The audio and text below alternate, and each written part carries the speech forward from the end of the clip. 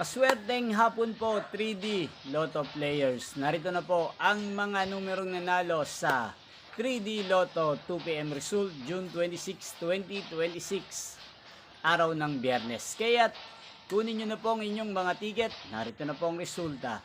Yan, nakikita nyo na po ngayon sa screen ng inyong cellphone ang mga numerong nanalo sa 3D Lotto 2pm result.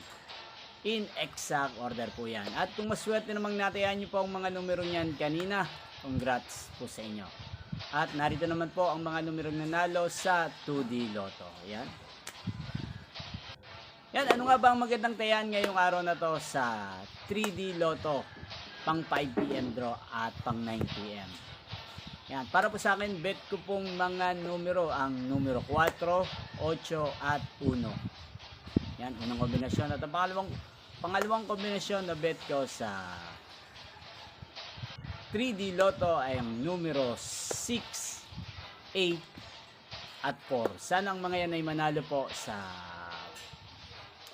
5pm draw at 9pm draw. Maalin man po sa dalawang kombinasyon na ibinigay ko ngayon lang. Yan, inyo pong napanood ang resulta ng 3D Lotto sa channel na to, Roderick Hernandez TV.